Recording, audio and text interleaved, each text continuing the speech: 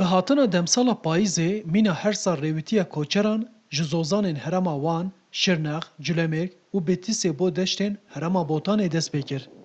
Koçer li gel keriyên pazê xwe hêdî hêdî di nava du mehan da heya digihin deştên germ rêve diçin. Ev bira pazê ku ji ber destûrnedayîna xudanên zeviyan li ser rêya asfalt rêwîtiyê dike, ji zozanên feraşina bajarokê Bêşeva Şirnexê rêketiye û ber bi Mêrdînê ve diçe.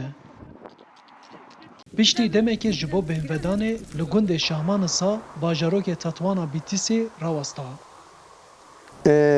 Baharê em rêkedin em çûne zozana. Em zozana sê mehaman. Em zozanê feraşînê pîvazokê jî re dibêjin. Em wî zozanê bîn.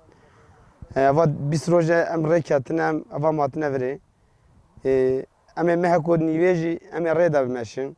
Em ê herin heta babokê ba Misêrbînê ye. Em diçine heta wêrê ser kozê.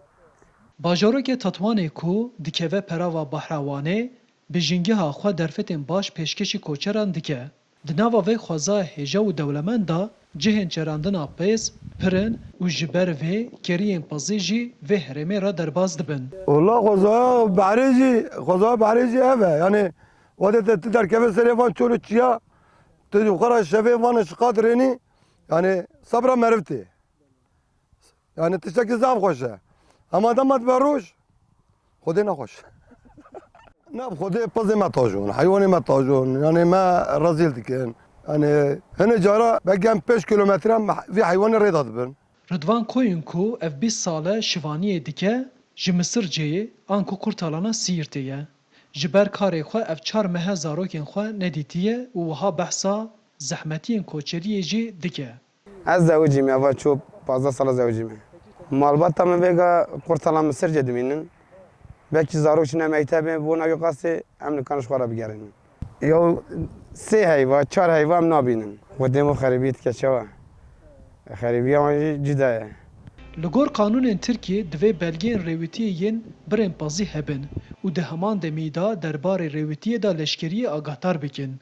Koyun dibêje ku li serê çiyan amadekirinan van belgeyan pir zehmet e û ji ber vê yekê ew pir astengiyan dijîn. Belku wî rojê pazê me uçurmek de bardan. Heta sibê me ne destê wan da hinek cerdevan hatin xeber ji me re gotin. Ya rêya koçeriye roya 100 sala koçer tê derbas dibin.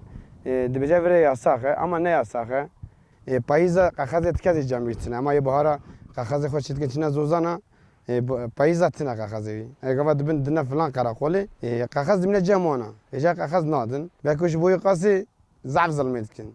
Mîna rêwîtiya koçeran êdî payîz jî ber bi demsala zivistanê ve diçe. Di vê demî da jîngeha tevahiya herêmê û bi taybet çiyayê Nemrûdê bi rengên payîzê hatiye xemilandin û dîmenên xweşîk radixe berçavan. Arif Aslan, Dengê Amerîka, Betlis.